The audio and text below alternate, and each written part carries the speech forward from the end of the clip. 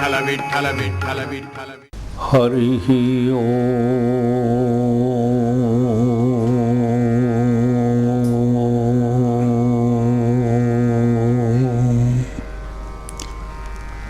औदुंबरातळवटी नरसिंहयोगी कृष्णातटी परमशांत सुखासभोगी ध्यानस्थ होनी समस्त चरित्र पाहे अनन्य दो चरण इच्छित देता है नमितो योगी थोर विरागी तत्वज्ञानी संत तो सत्कविवर परात्पर गुरु ज्ञानदेव भगवंत शाश्वत आणि सनातन गुरुपीठ आदिगुरु भगवान दत्तात्रेय दत्त संप्रदायातील महनीय विभूती आणि पूर्णावतार भगवान श्रीपाद श्री वल्लभ श्रीमन नरसिंह सरस्वती श्री स्वामी समर्थ श्री कृष्ण सरस्वती परमपूज्य वासुदेवानंद सरस्वती टेंबे स्वामी महाराज आणि हृदयस्थ सद्गुरु स्वामी स्वरूपांत दोन ब्राह्मण अत्यंतिक अहंकारानं त्रिविक्रम भारतीकडे कुंशीला गेलेले आहेत.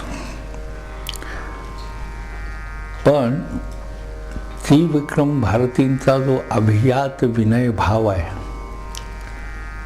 तो विनय भाव काही त्यांना सोडून बाजूला जात नाही. अध्यात्म क्षेत्रातला एक मूलभूत सिद्धांत असा आहे की जो आपल्या सद्गुरूंशी एकनिष्ठ असतो, सद्गुरूंच्या शिवाय अन्य विचार ज्याच्या डोक्यामध्ये असत नाही आणि सद्गुरूंच्या प्रेमानं जो मत्त झालेला असतो तो अशा प्रकारची तृप्ती अनुभवत असतो की त्या तृप्तीमध्ये कोणत्याही प्रकारची बाधा येऊ नये असं त्याला वाटत असतं. भगवान रामकृष्णांचं जीवन जर आपण पाहिलं तर ते कालीमय झालेले होते. रामकृष्णांची निष्ठा भगवतीच्या ठाई भगवती कालीच्या ठाई अशी होती की ते म्हणत असत की आई इतकी प्रेमळ आहे, इतकी प्रेमळ आहे की तिला जर हाक मारायची झाली तर काली हे तिचं संपूर्ण नाव न घेता नुसतं का जरी म्हटलं तरी सुद्धा ती आपल्या भक्तावर कृपा केल्याशिवाय राहत नाही. पण त्यासाठी भक्त व्हावं लागतं. त्रिविक्रम भारती हा सद्भक्त आहे. सद्भक्त हा शब्द मी अशासाठी वापरतो की सद्गुरुनाथ महाराजांच्या आशीर्वादानं परमसत्य हे त्यांनी जाणलेलं आहे. म्हणूनच त्याचं नाव त्यांनी सार्थ केलं. भारती म्हणजे काय, या भारतवर्षाची जी अत्यंत सुंदर अशा प्रकारची उन्नत आध्यात्मिक परंपरा आहे ती तीन गुणांच्या पलीकडं अशा प्रकारचं जे ब्रह्मतत्व आहे त्या ब्रह्मतत्वाला विशद करून सांगणारी आहे. म्हणून भारती म्हणजे भारतातील अत्यंत सूक्ष्मातिसूक्ष्म त्याचप्रमाणे जगत कल्याणकारी आणि आत्मकल्याणकारी असं तत्वज्ञान. आणि त्रिविक्रम म्हणजे काय तर तीन गुणांवर ज्यांनी विक्रम आपला प्रस्थापित केलेला आहे, म्हणजे गुणांना ज्यांनी अंकित करून घेतलेला आहे तो त्रिविक्रम. या त्रिविक्रमाच्याकडं हे ब्राह्मण गेल्यानंतर वातावरण कसं झालं असेल खरं पाहता त्याचा आश्रम जो आहे हा आश्रम शांत रसात न्हाऊन निघालेला आश्रम आहे.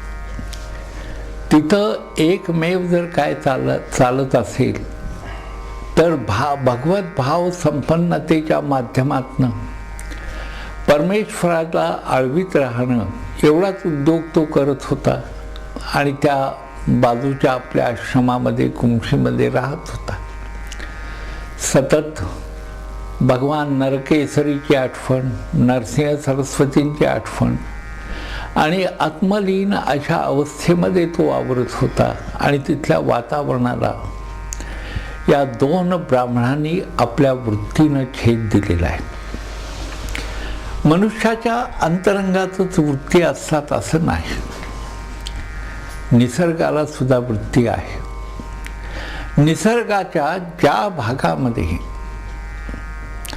अतिशय सुंदर अशा प्रकारच्या तपोधनाचा संचय झालेला असतो त्या भागामध्ये जर अशा अहंकारी व्यक्ती गेल्या तर त्या तपाचा सुद्धा एक प्रकारचा अवमान झाल्यासारखं होत असतं. ते तपसुद्धा विस्कळीत झाल्यासारखं होतं. आणि तिथली शांतता जी आहे, नीरव शांतता ज्याला आपण म्हणतो, त्या नीरव शांततेचा या दोन्ही ब्राह्मणांनी एक प्रकारे भेदच केला. आणि त्रिविक्रमाशी संवाद करत असताना सुद्धा मोठ्या आवाजात, मोठ्या अहंकारानं, अतिशय दर्पानं, सुसंस्कृततेला न शोभेल अशा पद्धतीनं आणि त्याचबरोबर अध्यात्माचं अधिष्ठान जणू काही भंग झालेला आहे हे प्रगट करतच त्यांनी त्रिविक्रमाशी संवाद करायला सुरुवात केली. आणि त्या संवादामध्ये ते म्हणतात की आम्ही सगळे वेद विद्या जाणतो आणि ही विद्या आम्हाला पूर्ण अनुकूल अशी असल्या कारणानं त्या विद्येचा बाकीच्यांच्या ठिकाणी कशा प्रकारचा वावर आहे याचा आम्हाला प्रत्यय घ्यायचा आहे. आणि यासाठी म्हणून आम्ही आपल्याशी वाद करायला आलेलो आहे. त्याच ब्राह्मणांनी जर प्रेमाने त्रिविक्रमाकडे गेले असते आणि ते जर म्हणाले असते की आपणही वेदाधिकारी आहात, आपला वेदांचा अभ्यास आहे आणि आपल्या अभ्यासाचा आणि आमच्या अभ्यासाचा अशी आपण एकमेकांची चर्चा करू असं म्हटले असते तर त्रिविक्रम भारतीला आनंद झाला असता. जेव्हा संवाद होतो, सुखसंवाद होतो, तेव्हा सुखाचा गुणाकार होतो. आणि विसंवादित्व जेव्हा होत असतं तेव्हा सुखाला भाग जातो, छेद जातो. तेव्हा अशा प्रकारे ते गेल्यानंतर त्रिविक्रम भारतीने त्यांच्याकडे पाहिलं. तो पाहताना सुद्धा तुम्हाला सांगतो त्रिविक्रमाच्या नजरेमध्ये त्यावेळा करुणा असली पाहिजे, प्रेम असलं पाहिजे आणि त्याच्या अंतःकरणात असलेलं जे मार्दव आहे, जो सत्वगुण आहे, तो सुद्धा त्याच्या नजरेतनं निश्चितपणे प्रगट झाला असेल. सद्गुरूंची कृपा ही तर त्याच्या संपूर्ण देहावर आहे. त्यामुळं त्रिविक्रमाचा देह सुद्धा ती कृपा प्रगट करत असला पाहिजे. पण या ब्राह्मणांना अहंकारामुळं ते काही जाणता आलं नाही. त्यांनी त्रिविक्रमाशी बोलतानाच त्याला सांगितलं. गुरुचरित्रामध्ये सरस्वती गंगाधरांनी फार सुंदर रीतीनं मांडलेलं आहे. ते सरस्वती गंगाधर म्हणतात, ते ब्राह्मण म्हणाले, वाद का पत्र देणे, आम्हाला बाकी बोलायला सवड नाही, वेळ नाही. अहो, भक्ताच्या राज्यात गेल्यावर, भक्ताच्या सान्निध्यात गेल्यावर चार भक्तीच्या गोष्टी जर प्रगट झाल्या, सद्गुरुनाथ महाराजांच्या भक्तीच्या, देवभक्तीच्या किंवा भगवत लीलांचं जर कथन केलं गेलं, त्यांच्यावर चर्चा झाली तर तो होणारा एक आनंद वेगळाच असतो. पण हा आनंद त्या ब्राह्मणांना नको होता. त्यांना पाहिजे होता तो आसुरी आनंद. आसुरी आनंद म्हणजे कोणता, तर देहभावात असल्या कारणानं जय मिळवायचा त्रिविक्रमावर आणि ते जयपत्र घेऊन आणखी आपली कीर्ती कशी वाढत जाईल याच विचारात ते होते. कीर्तीचा हव्यास निर्माण झाला. बघा कसं आहे, भगवद्गीतेमध्ये भगवंतांनी फार सुंदर रीतीनं कथन केलेलं आहे. एखाद्या विषयाचा तुम्ही ध्यास घेतला, ध्यायतो विषयान पुंसाः संगस्तेषु उपजायते, तर काय होतं, त्या विषयाची संगत लागते. जो विषय हाताळत असतो किंवा ज्यांनी ध्यास घेतलेला असतो त्याला सोडत नाही. संगास्तम जायते कामः, मग काय होतं, त्या विषयावर म्हणजे त्या विषय प्राप्तीची इच्छा निर्माण होते. कामात क्रोधोभिजायते, त्या इच्छेच्या जवळच क्रोध असतो. क्रोधात भवति सम्मोह, आणि क्रोधातनं काय होतं, तर सम्मोह मोह निर्माण. सम्मोहात स्मृतिविभ्रमा, त्यातनं स्मृतिविभ्रम होतो. असे स्मृतिभ्रंशात बुद्धिनाशो, त्यातनं बुद्धीचा नाश होतो आणि बुद्धिनाशात प्रणयक्षती. प्रणयक्षती याचा अर्थ प्राण जातो असा आपण घ्यायचा नाही, तर प्राणशक्तीचा व्यय होतो अशा प्रकारे होतो की ज्या योगे मनुष्याचा विवेक संपूर्णतः बाजूला जाऊन त्याच्यातलं मनुष्यत्व जे आहे त्या मनुष्यत्वालाही तो वंचित होतो, असा अर्थ घ्यायला काय हरकत नाही. पुढे हे दोन ब्राह्मण गेलेलेच आहेत, पण आपण असा विचार न करता अध्यात्माच्या दृष्टिकोनातून थोडासा अंतर्मुख होऊन एका वेगळ्या पद्धतीनं विचार करायला काही हरकत नाही. तेव्हा त्रिविक्रमाने त्यांना सांगितलं की मला 3 वेदच काय, 1 वेद सुद्धा येत नाही. किती विनयशीलता आहे पहा. 3 वेदांच्यावर मोठा अधिकार, पण हा अधिकार असताना सुद्धा त्याला असं सांगायचं आहे की या 3 वेदांच्यावर अधिकार माझा आहे असं माझ्या जिभेनं म्हणणं मला इष्ट वाटत नाही. त्रिविक्रमाचा हा विचार अध्यात्म क्षेत्रामध्ये अतिशय महत्त्वाचा आहे. आपण पहा, ठरवा आपण की ठराविक काळ मी नामस्मरण करणारच, आणि नामस्मरण करता करता करता आपण ज्यांचं नामस्मरण करतो त्या दैवताच्या अनंत लीला जसजशा प्रत्ययाला येतात तसं असं वाटतं की नाम हे अनादी आहे आणि अनंती आहे. नामाचा महिमा संतांनी एवढ्यासाठी सांगितलं. काही झालं तरी भगवंताची महती जी आहे ती यथार्थपणे जर जाणून घ्यायची असेल किंवा अनुभवायची असेल तर त्यासाठी भगवानमयच व्हावं लागतं, त्याशिवाय इलाज नाही. तर त्रिविक्रमानं अतिशय विनम्रतेनं, अतिशय सत्वभावातून, अतिशय प्रेमळपणे, जरी या 2 ब्राह्मणांच्या ठिकाणी औद्धत्य होतं तरीही त्यांना सांगितलं की बाबांनो, मला 3 वेदच काय, 1 वेद सुद्धा नीट येत नाही. अशा अवस्थेत मी आपणाशी वाद काय करणार. त्याचा तो विनय बघितला, त्याची सहनशीलता या ब्राह्मणाने बघितली, तेव्हा त्यांनी आणखी औद्धत्यपूर्ण अशा प्रकारे त्याच्याशी भाष्य करायला सुरुवात केली. त्यांनी सांगितलं की वाद तरी करा, नाही तर पत्र तरी द्या. पत्र कोणतं, तर जयपत्र. जयपत्राचा उपयोग काय, तर त्यांच्यातला जो अहंकार आहे हा अहंकार आणखी जणू काही वाढवण्यासाठीच ते जयपत्र मागत होते. आणि कीर्तीचा हव्यास, द्रव्यलोभी, काही केल्या हे ब्राह्मण जेव्हा ऐकेनात तेव्हा त्रिविक्रम भारतीच्या अंतःकरणामध्ये एक सुंदर अशा प्रकारचा विचार उद्भूत झाला, निर्माण झाला. आपण लक्षात घ्या की इतर कोण असतं तर त्यांनी सांगितलं असतं काही नाही, तुम्ही चालायला का, माझी इच्छा नाही, मी जयपत्र वगैरे काही देणार नाही, असा काहीतरी प्रसंग झाला असता. पण त्रिविक्रम हा सद्गुरूंचा परमभक्त आहे, त्याच्या अंतःकरणात सद्गुरू आहे.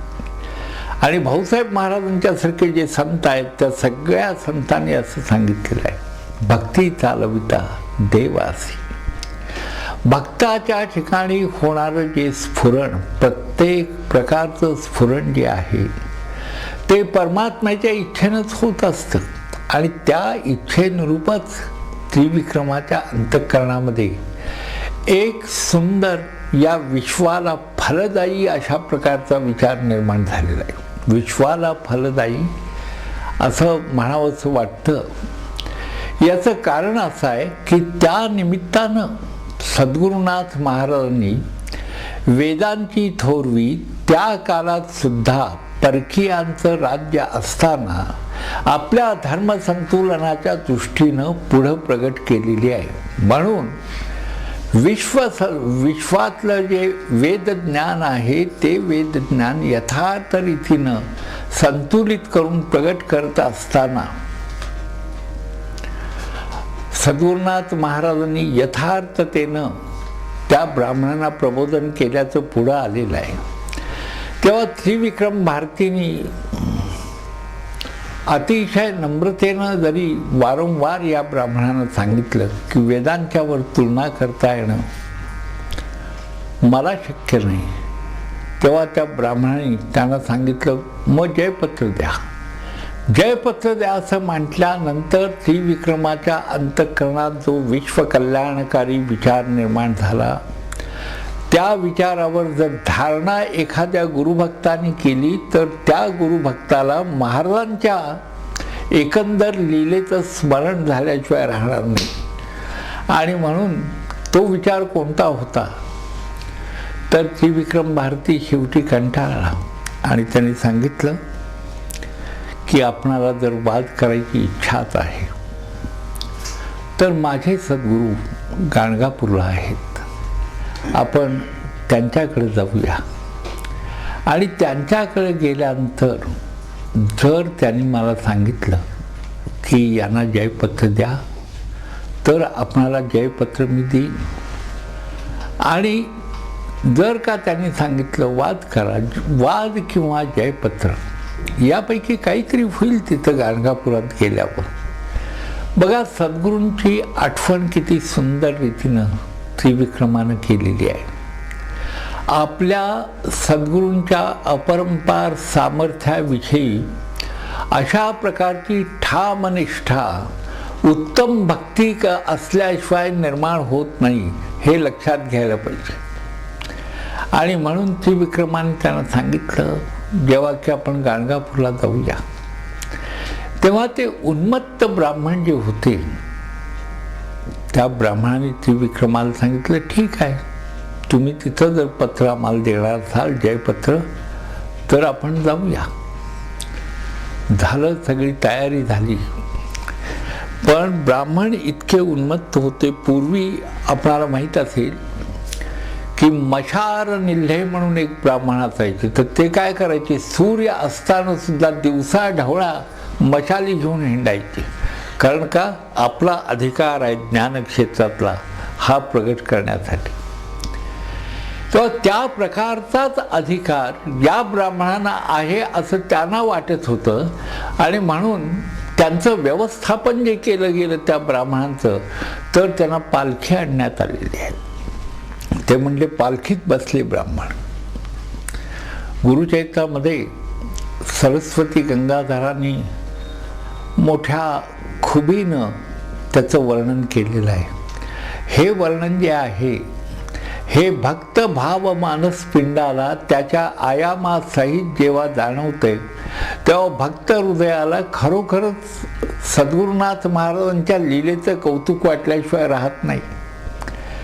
आणि म्हणून काय झालं, त्रिविक्रमाला त्यांनी सांगितलं ठीक आहे आपण गाणगापूरला जाऊया. त्या ब्राह्मणांनी सांगितलं.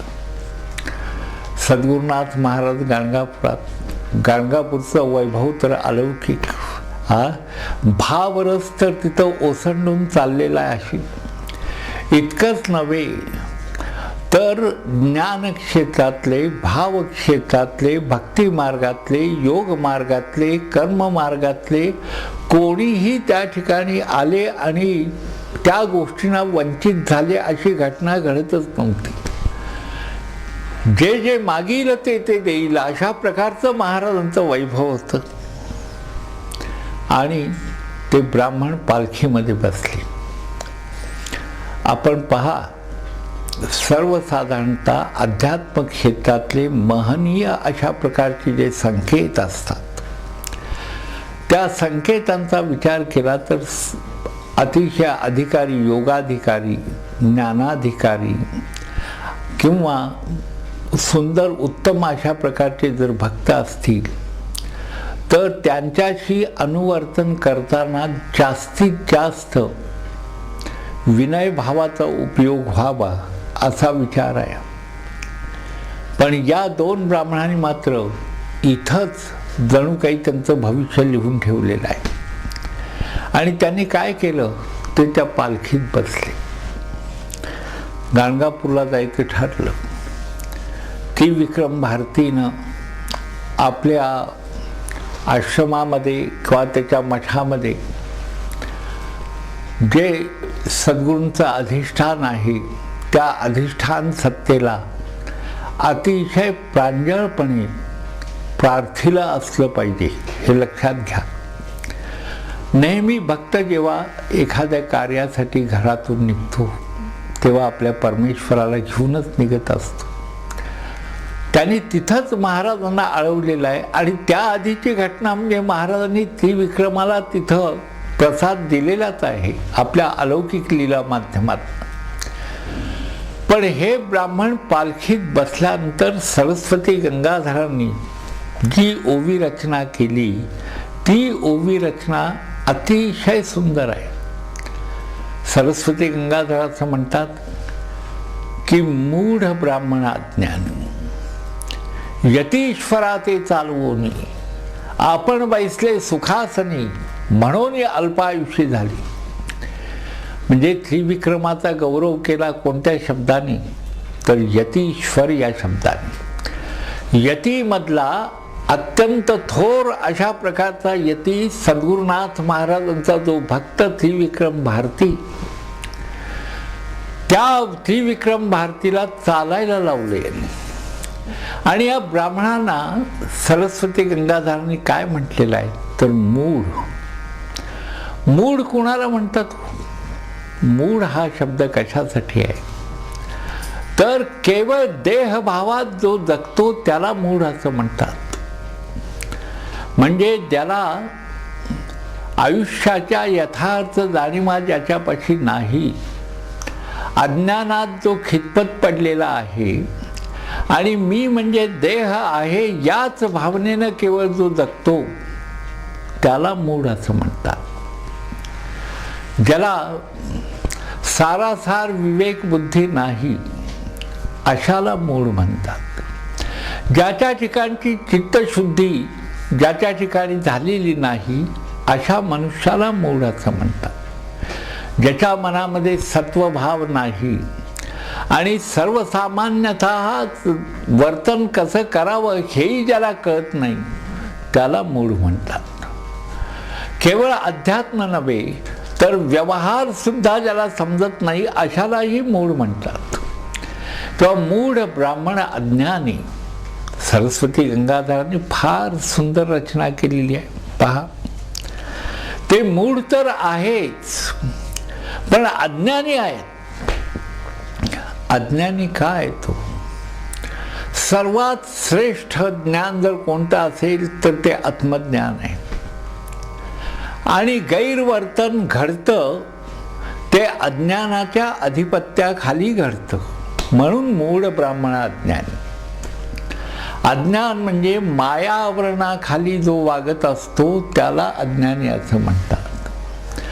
ज्याच्या ठिकाणचा विवेक कुंठित झालेला असतो त्याला अज्ञानी असं म्हणतात. जो भावदशेला मुकलेला असतो आणि सर्व विश्व संपन्न करणारं किंबहुना विश्वात्मक असणारा असं जे भगवत तत्व आहे त्या तत्वापासून जो वंचित झालेला आहे त्याला अज्ञानी असं म्हणतात.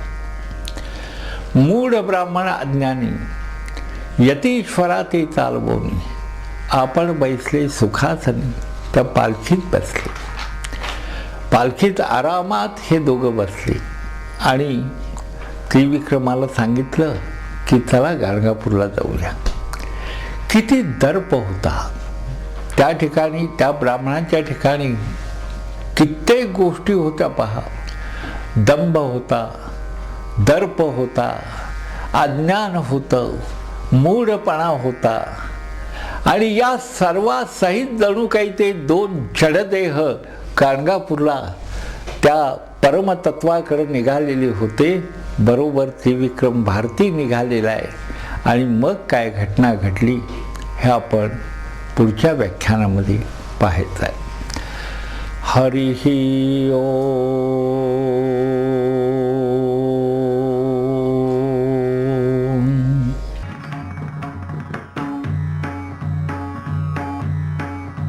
विठ्ठल विठ्ठल विठ्ठल विठ्ठल विठ्ठल विठ्ठल विठ्ठल विठ्ठल विठ्ठल विठ्ठल विठ्ठल विठ्ठल विठ्ठल विठ्ठल विठ्ठल विठ्ठल विठ्ठल विठ्ठल विठ्ठल